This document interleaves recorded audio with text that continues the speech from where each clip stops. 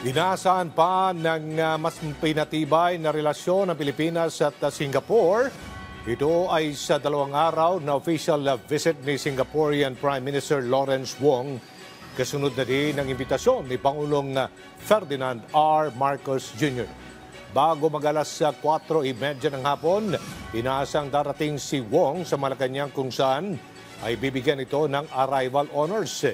Magkakaroon ang dalawang leader ng bilateral meeting at kabilang sa mga tatalakayin ay ang lumalagong bilateral ties ng Pilipinas at Singapore sa mga larangan ng kalusugan, climate change mitigation at civil service cooperation.